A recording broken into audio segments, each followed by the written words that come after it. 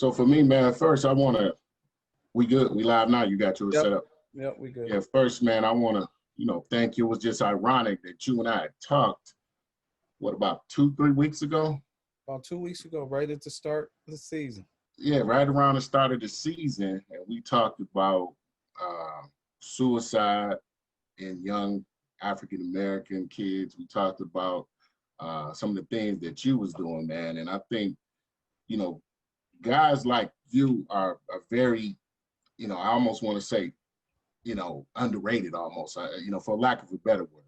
I mean, you do a lot of great things in the community for the youth, it's shit for us adults, for that matter. And I just don't think enough people know who you are, know what you stand for, know that some of the things you do. Now, we were fortunate, probably 10 years ago or so, to meet you and get involved with some of the things you were doing in terms of the Encourage Me I'm Young project that you promoted. And even when my son got drafted to the Cincinnati Bengals, you and I kind of connected and shared pictures of some of the kids, that some of those guys now are in the league or in college from that one picture. You remember that one picture? It was probably, about 15 players on the picture. And I know at least 6 or 7 of them were playing on some level, whether it be college or pros, including my kid, man. So I just want to take time to commend you for that, man. And, when this happened with my cousin, you and I reconnected, and it was just like, man, it's ironic that it hit so close to home. You and I were just talking about it. And if you noticed on my page, my son had kind of, jumped in and said something. And I shared what he had said. And, I like to make more, I'm not gonna sit there and say I'm the expert on it or any of that, because I'm not. I don't, this is crazy and new and, hurtful, tragic, and everything, every word and cliche you can think of when it came to our family, because it was so unexpected. And for those viewers that jumped on that don't know, my cousin at 35 years old with a lot going for himself, at least on the outside, at least on the outside, had a lot going for himself, committed suicide. And just kind of, just threw us all the way, just threw a curveball at our whole family, because from, like I said, from the outside looking in, we thought he was doing well. Yeah, well, that's part of our whole masculinity thing. Let me mask, right? What's going on? Let me cover up. Let me act like it ain't really nothing. It's a boo-boo. Let me, I can get through it. That the whole nine. And a lot of times men, right, just psychologically, men, we constantly train ourselves on not sharing our wounds, right? And so we don't communicate. Then even we can have a spouse the whole nine. We not really, a lot of times we're not communicating there. And we can have a best friend. And a lot of times we're not communicating there. We just, as men, we've took on this bravado that, we're going to tough it out, but lately. Go ahead, I'm sorry. Lately, I see a lot of it. And for me, it was 2014 Men's Issue Conference, and which I was talking to men from all over the world. It was right here in the city. And we talking all nationalities, right? And I got the opportunity, a friend of mine, Voice for Men, they asked me to print. So I printed all this stuff. It was on stage with Dr. Warren Farrell, which people don't know, how big that is. That was a big thing for me, I'm in a room with Dr. Warren Farrell, you know what I mean? So, and it was my turn to speak. And, I take it from the perspective that a lot of times, and I'm so sorry for your loss, man. It's just incredible that we did have this conversation. It's just a coincidence. And now look at, it's just like a synergy more and more. Even just now, we're on this call talking about it, right? And because you're an action guy, right? You want to do something about it. You see it. There are a lot of people that they just ignore it. You know what I mean? Like across the board. Yeah, for us, man, you know, I do consider myself a person of action, but back to what you were saying about us masking. I mean, that goes back to us being men, you know, especially black men in America. Oh my God. We can't cry. We can't, you know, we can't complain. You know, we got to fight through it, you know, no matter what it is. You know, it's seen as being not masculine. You know what I mean? When you see a man crying, when you see a man complaining, you know, when you seeing him struggling, you know, it's almost like, you know, for that matter, it's almost like people look at you like you less than a man because you may be struggling. Maybe I'm on my knuckles. Maybe I don't have a lot going on. You know, now all of a sudden I'm less than a man, less than a man. And Right. that's part of this. And through some of the conversations that I've been able to have with family members, um, with my cousin's little brother, who I've been talking to more here lately, a lot of it was just that, you know, him hiding so much. And when we're around, you know, it's everything's good. You know what I mean? Because, like, for example, I went down there. He's what is it? What is Dallas Cow Irvine or whatever? Right. And so Arlington, I'm sorry, Arlington. So I was down there when Notre Dame played Clemson, and he called me. He said, "Man, I'm coming to the game. Don't get a car. Don't do nothing. I got you." And he picked me up, and he had this big bad Challenger, you know, whatever the, you know, loud Challenger. He's like, you know, you can have this.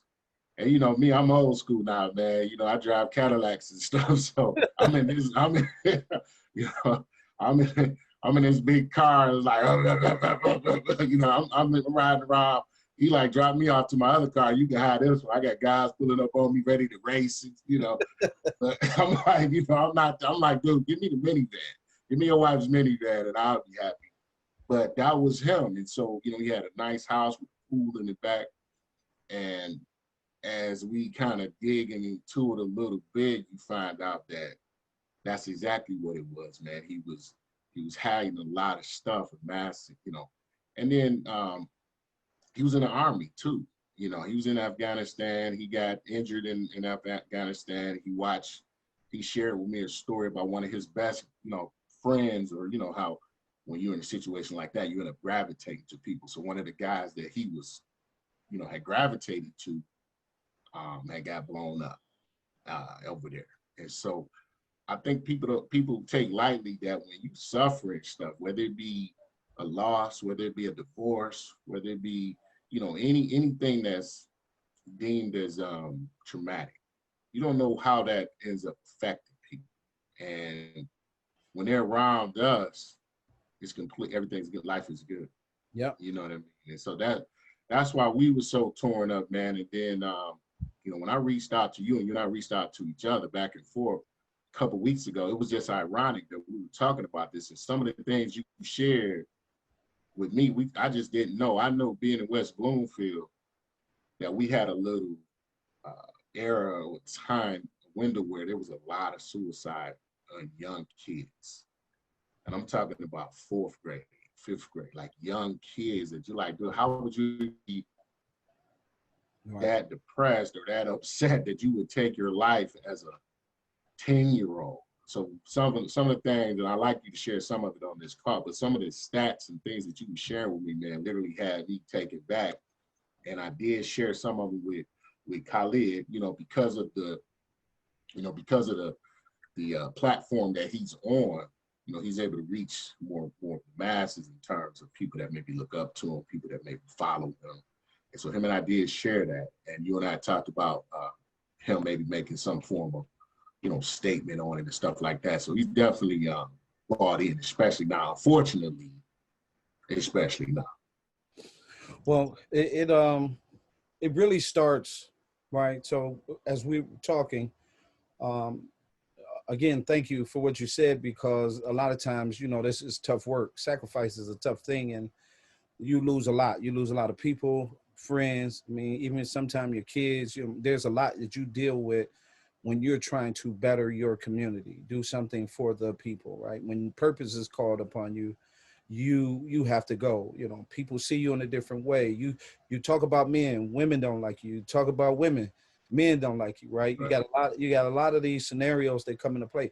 But what was alarming was the boys, right? And so when you start looking at the statistics and we start going through and we get the conversation, the real information during our National Respect Day search to see that Black boys 5 to 12 was #1, right? So That's still amazing, dude. it is just amazing, right? Right. And so as the year went, the next year went, it wouldn't leave me alone, right? Like it was bugging me. Every step I was taking, it was bugging me. So here I am talking about fatherhood, and I said, and I hear my man say, "Oh, come on, Doc," like, and then they researched it, and he was like, "Oh, you telling the truth?" Like, and Right. I'm about prevention and intention and helping these kids, right? Because we got to get some sense of balance. Our boys don't have a lot of balance, right? Right. So when you start talking about what are the symptoms, of course, everyone is defensive, right? From racism to women, the whole nine, everyone's defensive. So we get into it even deeper. So, but to take it, what really set it off was I had a conversation. This is what really set me into suicide. I had a conversation in 2014. It's my turn to talk. I said, men were reaping.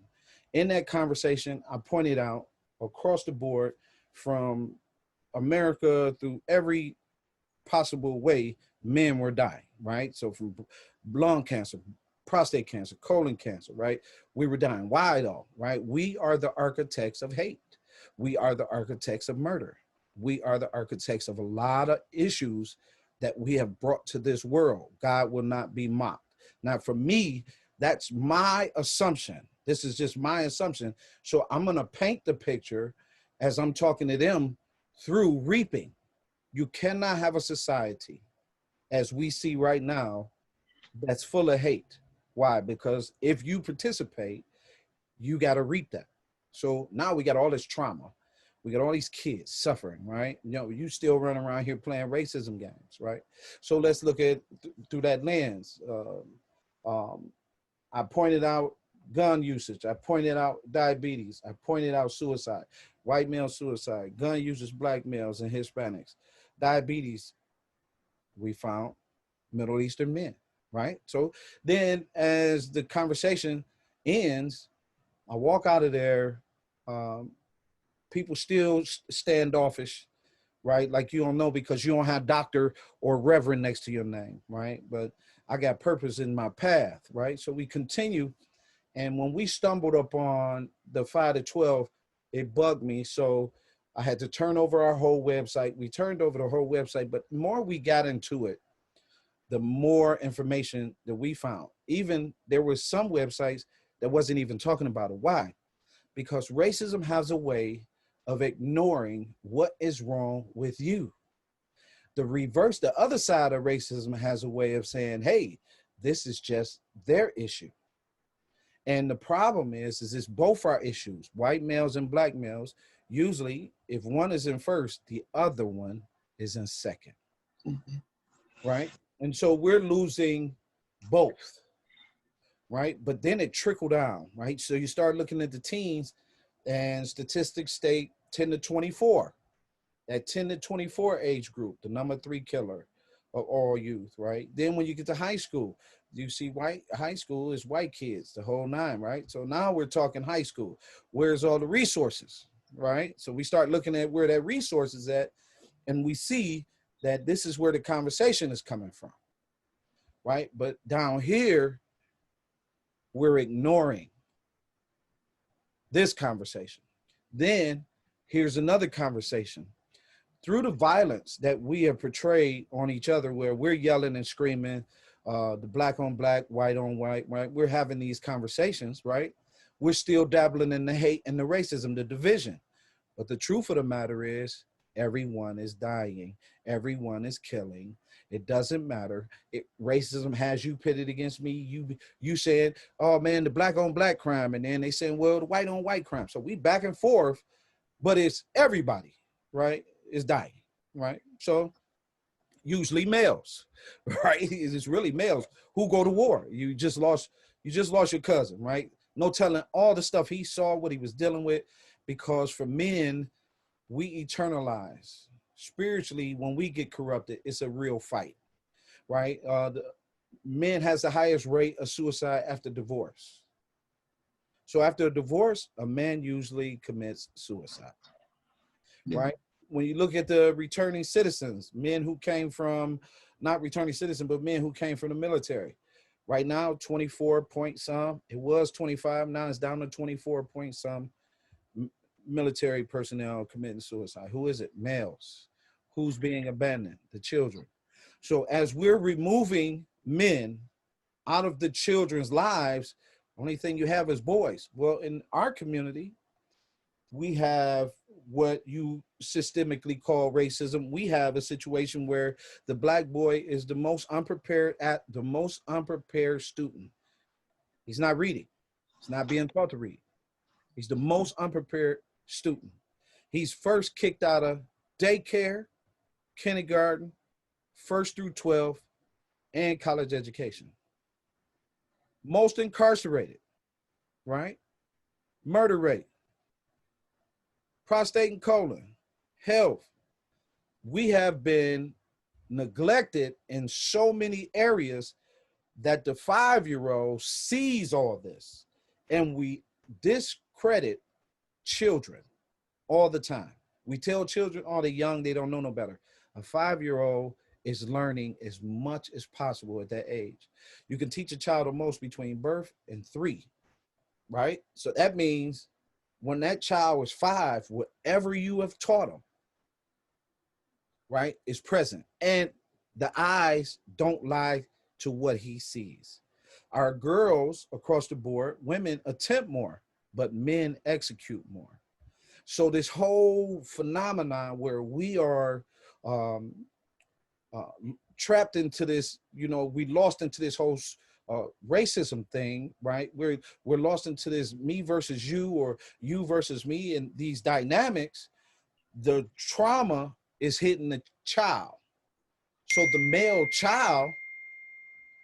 male child is experiencing trauma at a high level. Mass shootings, right? You got mass shootings. Who is that? Right? Non-white males. You see what I'm saying? Mm-hmm. Right? You got learned behavior all across the board, right? But who is it? The male. Who are we throwing away? The male, right? So it's not to take away from anybody else, is that we are responsible as men, right, to be in this lane.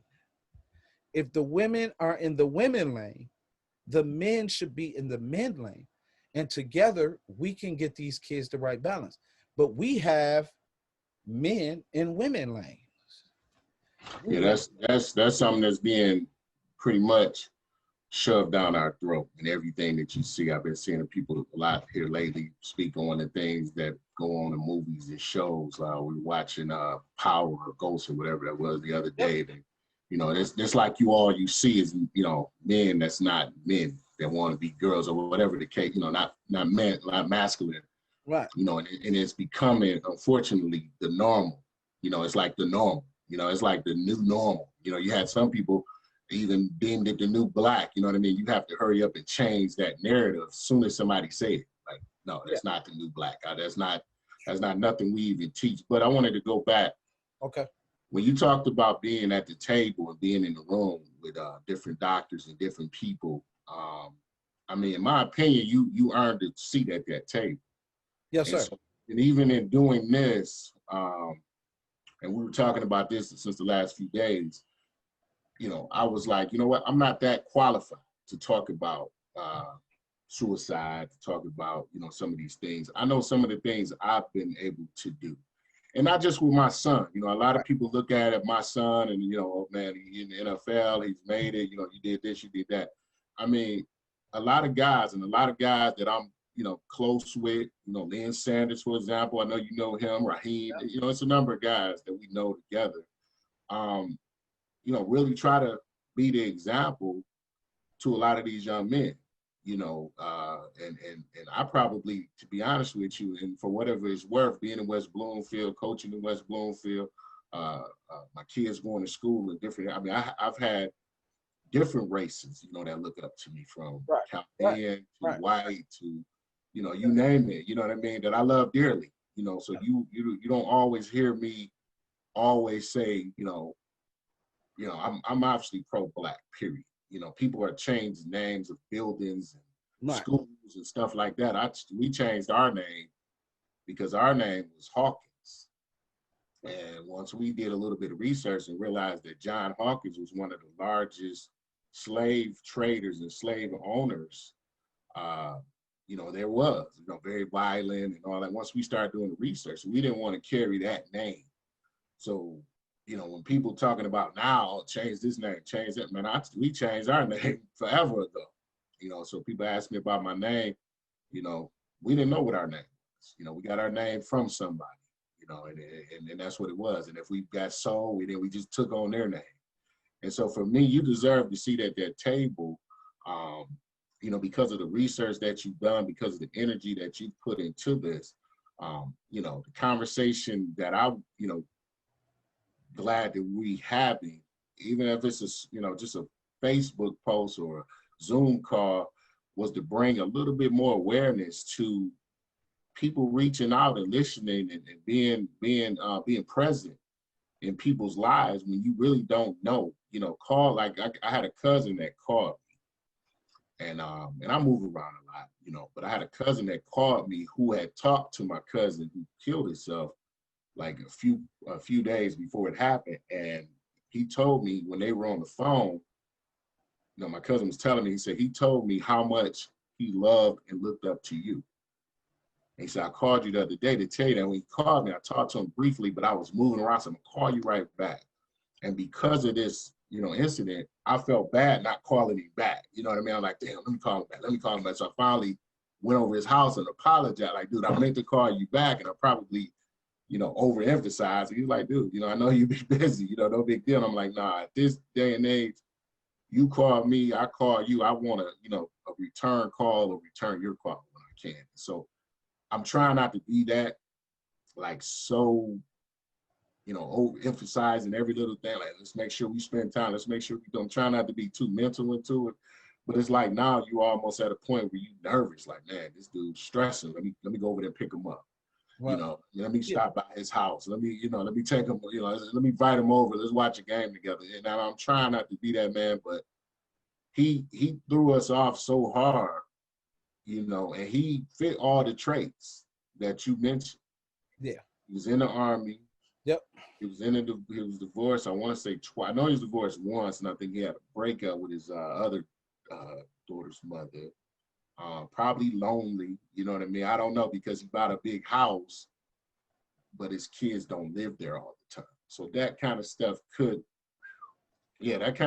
trigger. And I've been there, being a guy that's been divorced, being a guy that's, a lot of people don't know, but I was a guy that didn't have, that had a lot, and then didn't have much. I kind of did one of them roller coasters just like everybody else, doing a lot of stupid stuff. Got away from sports a long time ago. A lot of people ask me, did you play? Nope. Wonder how my son, how I coached him, because I was chasing all the wrong things. But, I know that God is with the brokenhearted. So a lot of things I went through, I was able to go through it knowing that, I had God that had my back. And so a lot of things turned around. I went from, barely having a car to, now, every time a couple years go by, I buy 2 cars at the same time. You know what I mean? I've been blessed, but there's nothing to do with NFL money. I had a guy ask me the other day that my son buy me my motorcycle. I'm like, so what if he did? But he did. It's nobody's business. He plays in NFL. He could buy me a motorcycle if he chose to. Wow. But I've been one of those guys that been there. I woke up on holidays with nobody home. Woo! I know how that feels. Yeah, I've been there. I don't mind saying I've been there. Going through. I went through 2 divorces. A lot of people know that.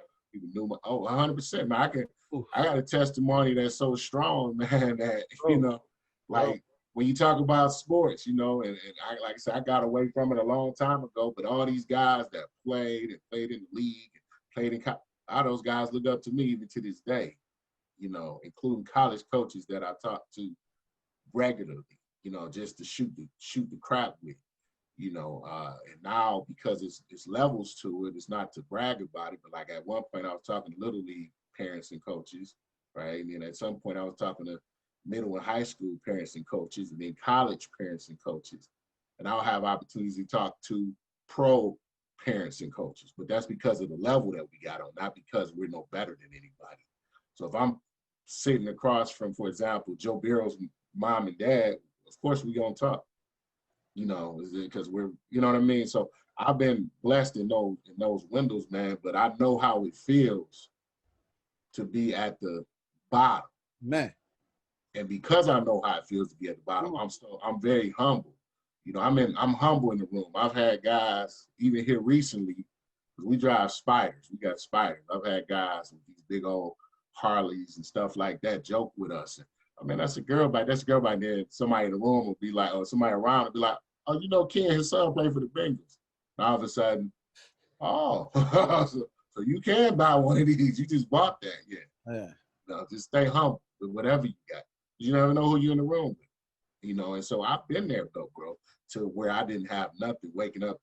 We don't celebrate Christmas too much being Muslim, but we do get into it because it's a fun holiday for the family. And I woke up Christmas, like literally with nobody home in big houses. Hey, man. I've been there, bro, in big houses. Hey, man. Big houses, like big empty dungeons. Like, yeah.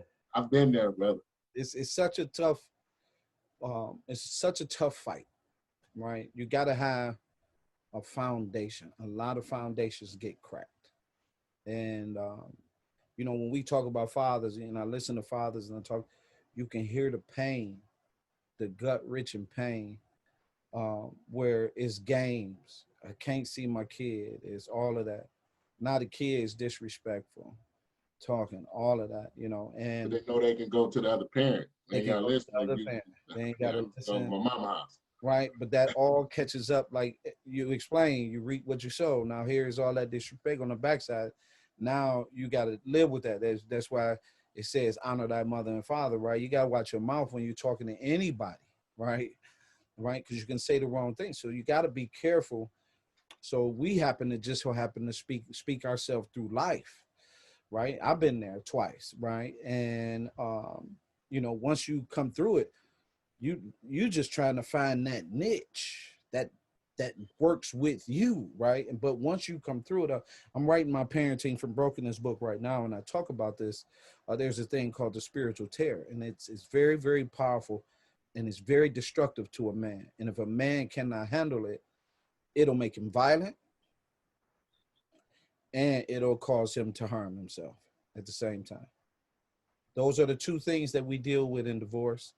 And when in loneliness, the whole nine. Violence, I'm either going to do something to you or I'm going to do something to myself. And when we start dealing with those things, what is it that we have? Like you said, God had your back, But on this suicide piece, I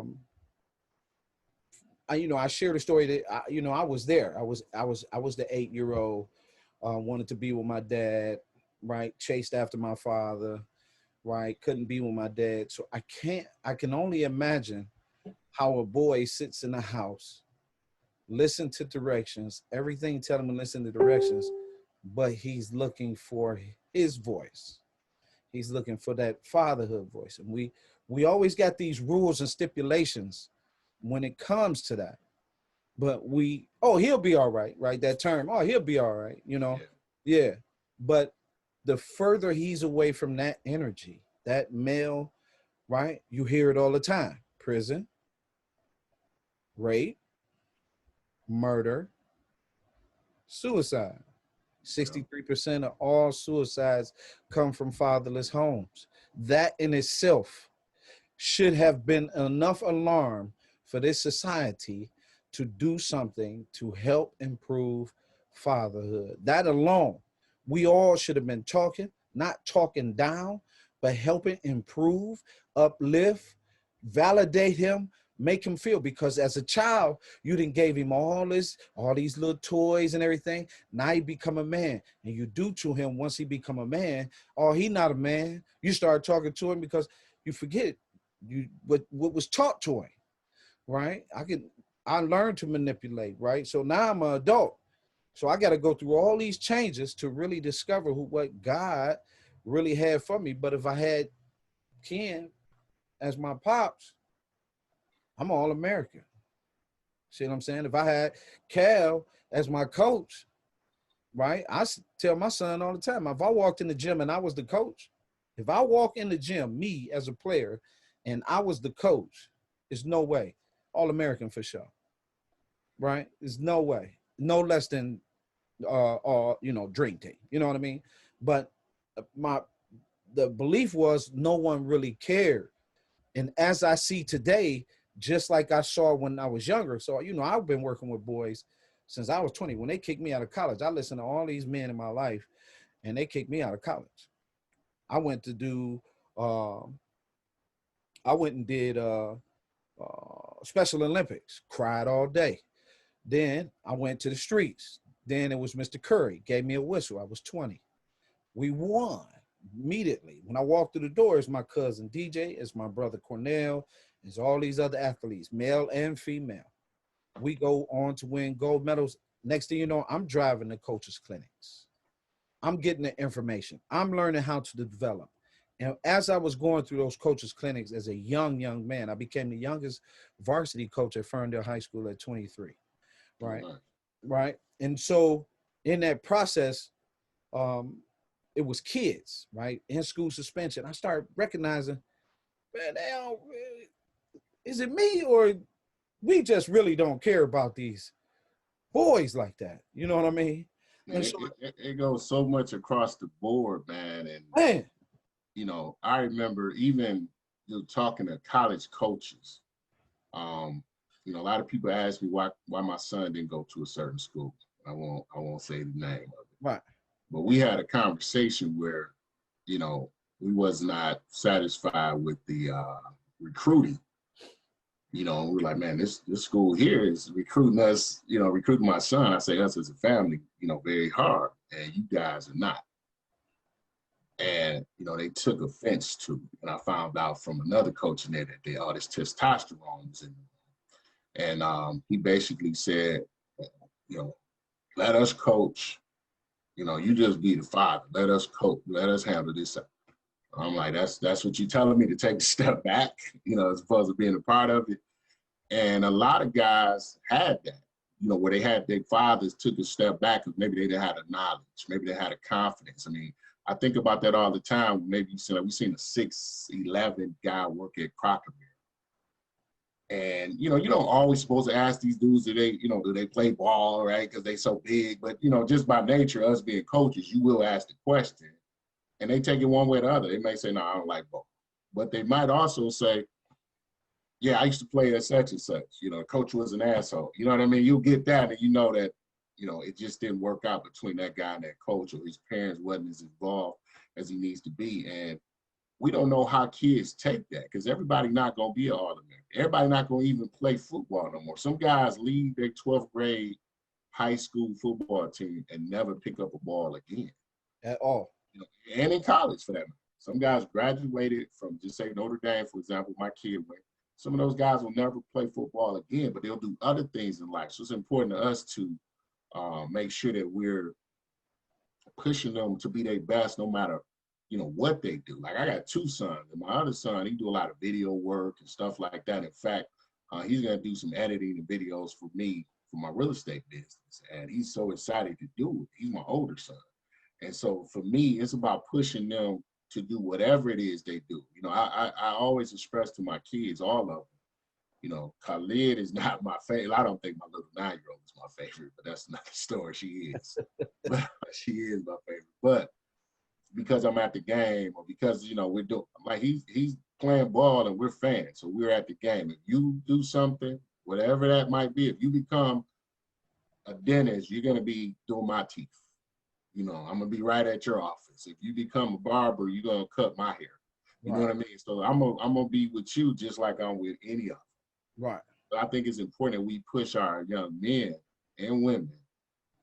And that's a good thing about us being coaches, especially the true coaches. You're not just teaching them the game of basketball or football or whatever. You're teaching them how to be men, how to be responsible, how to handle themselves, whether it be in the classroom or at home. And so, for me, this suicide piece was something that really touched me. I called, I did a little bit of research on it before this call. I saw that in 2018, they said something, I think I read something that like 48,000 people committed suicide in America. I mean, that's a huge number.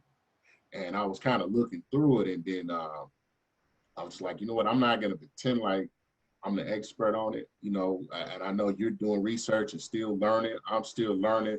This was something that touched home. I don't want it to just fall on to the wayside.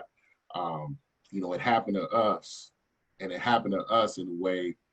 I was literally showing a house, and one of the wife had asked me. She said, you mentioned that you had a death in your family.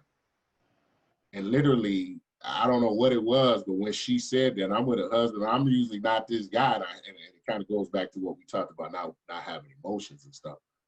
But when she said it, I literally like looked her in the eye for a minute and literally my eyes started watering. I had to catch myself. I was like, and I felt myself in a little bit of a daze for a second when she said, you told me you had a death in your family, because I had to reschedule our appointment. And so when I seen him in person, she said, yeah, you told me you had a death in your family. My condolences. And when she said it, you'd have thought she smacked me. You know what I mean? Because I literally had to catch myself like staring and like, dude, this dude, because what it did was it made me almost angry. Like, this dude just did that to us. Yeah. And I like paused and like I'm starting. She was like, she noticed, she said, it's okay. And when she said that, I kind of snapped back like, yeah, my cousin passed. And I didn't tell her this. I couldn't get into the story, but I was like, yeah, my cousin passed. And then I kind of got away from it. I mean, I had to. Right. And it's kind of a cliche to what we talk about men, especially Black men, especially guys like us, men's men, guy that can educate a man, man, I've had, even in like jobs I've had, offices I work, even the quote unquote bosses or supervisors. I hate using the word boss, but I had a supervisor or we used to call lead who was going through a divorce. And he's my lead, and he's telling us, all this kind of helping us grow and stuff like that. I've never worked in an environment where somebody was like my boss and stepped on my back. If it was that, I left. But we worked together, and I had conversations with him that made him respect me more than probably any accomplishment I had at work. You know what I mean? Because I said, look, family means everything. Some of these things you've been doing around here, man, you know what you expect, and he's going through divorce. And even to this day, he's, reached out to me. He's respected, the things and the conversations I had because of what I've been through. Oh, yeah. And as men, you sometimes have to also be ready to educate men. Yeah. So in that same breath, man, I respect, everything that you do. I remember we were doing to encourage me. I'm young, and we were supporting the movement, the shirts, Lynn was heavily involved, Lynn Sanders. And then you probably don't remember this, but I ran into you years later, like at Big Lots or, something like that, Myers or something. And I don't know what it was, but I started talking. I said something to you like, man, I recognize you and this, that, we exchanged numbers and you're like, yeah, your father's only. And I'm like, yeah. And then it all started coming back because it had been like a few years window, obviously, because we had left Little League and went to high school. And so as soon as your energy, it caused my energy to come up. You gave off a good vibe and a good energy. And so from man to man, I respect what you do more than anything. People think that, because they got money or because they did this. And I know guys that's don't have much. That's probably some of the more solid guys you ever want to meet. And then I know guys that got a whole lot that I can't even stand. I can't even be in the same room with. Right. You know what I mean? So that stuff don't make you. Like I can't even be in the same room with this dude. It's too much. You know what I mean? That's what's affecting a lot of people is the idea of success, right? 100%. What is success? You pull up, you got toys. Everyone sees toys. They want those toys. Like, oh man, yeah, what you got to do, right? And they put in a sacrifice for something that really has nothing to do with them. It is really that purpose when you grab it, right? And when you grab that, as I grab it, it takes a hold of you. For me, Ken, what was crazy was every house I walked to and every person I went in crying.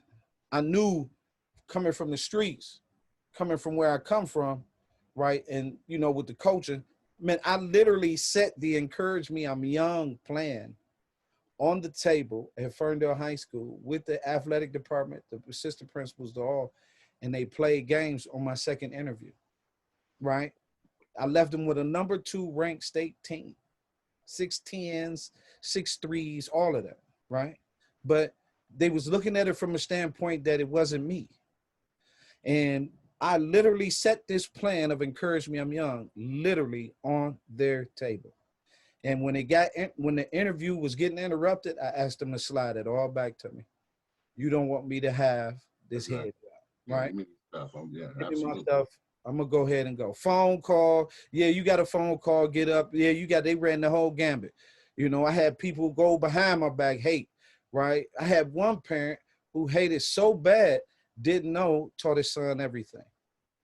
Taught his son how to shoot, turned his son around from a post player to a white thing. But he was telling somebody else, man, thank you for what you did for my kid, not realizing. Right. And so when I lost all of that, I started noticing what was going on. I started noticing that children was being killed, right? So I started getting phone calls. I called my brother, right? This is how I activated Encourage Me, I'm Young, 2004. Laying shirts with kids getting killed. When it came on Ron's house, I was in the basement. The day before, I was walking in the buildings, talking to brothers about boys then. Get his shirt. This is how we building this thing. Just buy a shirt from me. That's all. Oh no, they laughed at me. In the back of the room was a friend, right? Next thing you know, I get an email. I get up the next morning. I don't know. It's on Ron's house, season 4. I'm all in Ron's house, right? They got me blocked out. I can't get in, right? But the gear is out there. Larry Foote, same thing. It's on Larry Foote. They go to the Super Bowl. Michigan State, they go to the Final Four championship, right? So obviously what we're doing and what has been done, right? You guys, championships, different people, those that believe, people, we have a illness as a culture toward each other that must stop. We have a real illness, right? If it's a man, men and women, we're attacking one another, right? That's learned behavior when men and women should be gathering together. It's almost like reverse racism. It's like brothers grim each other. Brothers don't encourage each other. Brothers barely speak to each other, man. Yep. So, you know, I got you know, man, I could probably talk to you forever. You know that, man, because we have conversation. You were on the phone. We had to stop talking to save some material for this call the other day. But one thing I do want before I go, man. So the movement that you have, Encourage Me, I'm Young. Congratulations on being able to put the billboard up to bring even more awareness to this. Yes, sir. Talk to me a little bit about your movement and how people can, you know, get involved, even if it just means donating, even if it means just, you know, sharing a picture or sharing a video, you know, whatever, even on social media, because, you know, people underestimate social media, how powerful it can be. You know, things been shared. People that got filthy rich just off a video of a dog, you know, put a video of a dog barking at a squirrel, 1 million views, they getting rich off of it. So social media is powerful, you know, whether it be 2 people, 3 people watching it live, maybe some people will share it and, you know, get involved in the conversation. Maybe somebody got something tiny out of this. So before I go, man, you know, tell me a little bit about the movement and how people can donate or just get involved or just learn more about the things that you do. So the first place I start really is I want to build my own facility.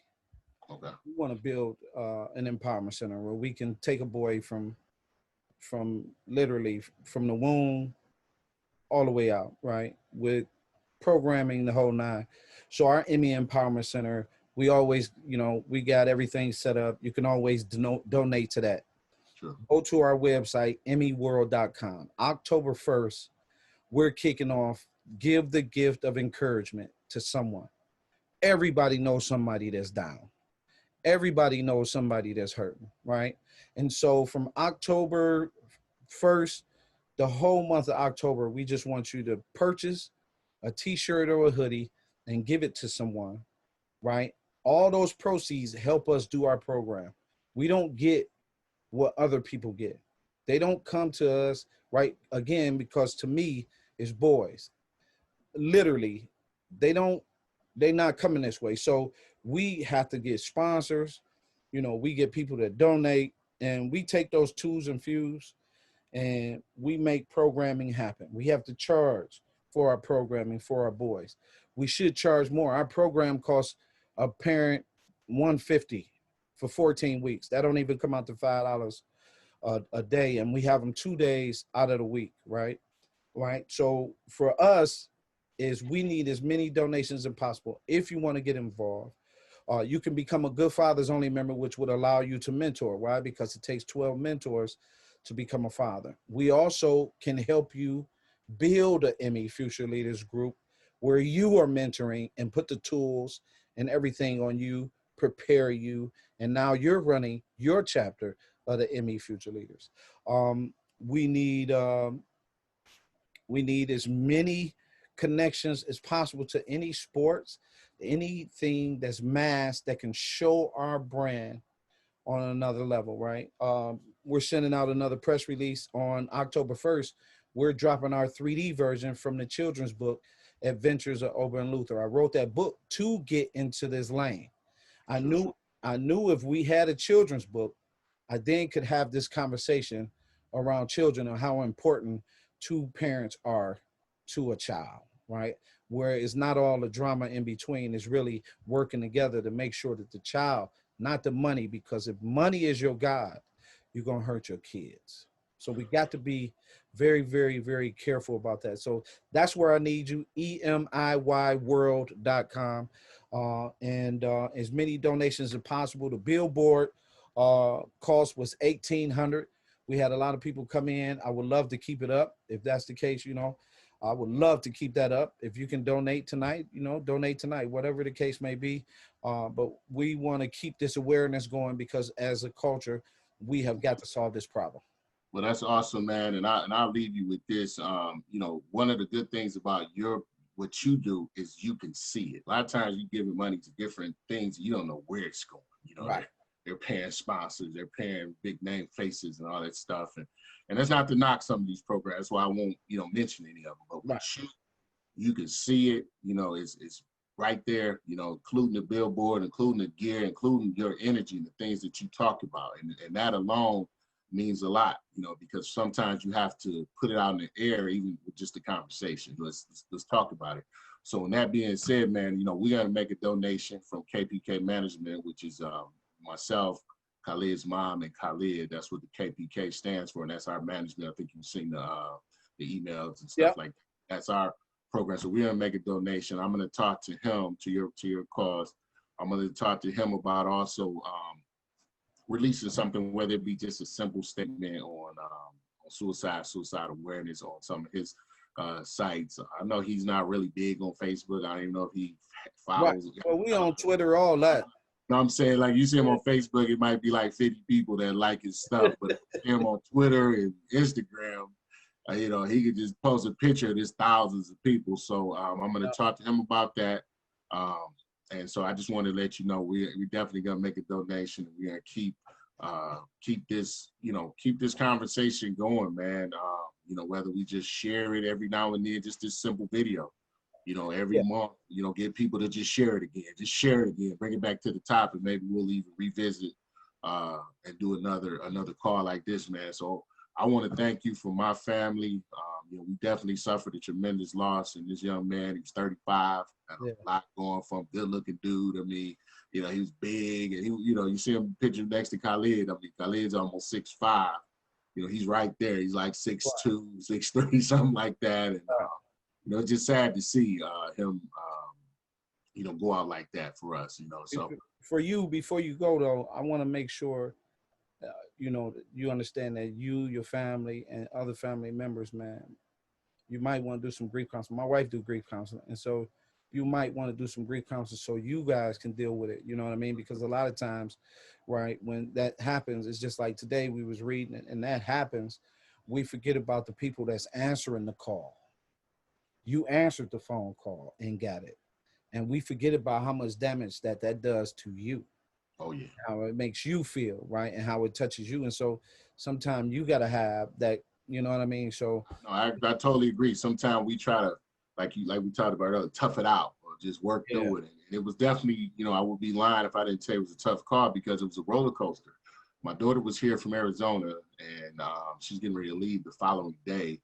And so my aunt was cooking her a dinner, kind of a goodbye dinner. We'll see you in a couple months. We know you're going home. And so I called my aunt and I said, we're going to all be over there. I think we're going to ride our motorcycles up. We're going to ride our bikes up. She said, yeah, come on. Hung up with her, right? Hung up. She said, okay, I'll see you when you get here. Probably 15, 20 minutes later, she called me back. I'm like, what she want? I told her I'm on my way because they always think we late anyway. So what time you coming? You know what I mean? So when she called me back, I'm like, all right, here she go call. And she wondered where we are. And when I answered the phone, she was crying. And I'm like, and it just literally went from a dinner, celebration to tragedy in like a 20-minute circle, yep. And so when I answered her call, she was crying, and she just said, Andre just killed himself. And I'm like, what are you talking about? You know what I mean? So it kind of like, it literally was the worst call. And like I said, it was from a extreme high from a celebration to Yep. a tragedy, all in a matter of a 20-minute call. And even me looking at her number, I know how my aunt is. I'm like, okay, she about to rush me. You know what I mean? Like, okay, we leave it. I already knew it. I was like, all right, I'm on my way, relax. And so I was already ready to answer the phone and literally say, I'm on my way, And so it kind of went like that. So yeah, definitely people who go through that kind of stuff definitely can't downplay or devalue with talking to people, with counseling, what that kind of stuff did. And to be honest with you, this call was kind of that for me. Even when you and I talked, what was that, Friday, Saturday, Yeah, whatever. yep. So even when we talked that day, it was kind of it was ironic because I'm like, man, me and Cap, we just talked about this 2 weeks ago. Yeah. You remember we talked? We literally, so it was like for it to hit that close to home for us, it tells you, man, kind of like this COVID is like, it's real and it happens. And until it hits home, sometimes you will overlook it or something, because I know you and I talked about even my son doing some things. It's like he gets pulled a lot of different directions. Different directions, right? Obvious reasons, because of the platform he's on. He wasn't on that platform, whatever. But so we're always a little bit careful where we're going, and we got things in place. So, but anyway, man, I'm not gonna keep you any longer, man. This call was therapeutic. It was awesome. Hey, I'm gonna let you go, but I gotta tell you. Great, brother. Hey, I gotta tell you this. He the first Emmy baby. There you go. There you go, bro. Yes, sir. Man, nothing but love, man. Yes, sir. I appreciate you. All right, brother. Yes, sir. So that conversation was personal, but I wanted to share with you how really this is a very important topic to Black boys and children and white boys and all children. Suicide is really taking life. And we all have to do something about it. It is not something to take lightly, right? Suicide is very, very serious. And so I'm going to leave you with this. Go to emmyworld.com, click Smash Suicide, and get the Emmy way. Help us smash suicide. It is engage, empower, and encourage. That's how we have had the success with the boys for 30 years. You can apply this to your children in your home. It's free. It's a free PDF. Just go to emmyworld.com, click Smash Suicide. It's a blue button, and click and download the PDF and start applying that to your children, your friends, and your loved ones. My name is Calvin Mann. God bless you and encourage me. I'm young.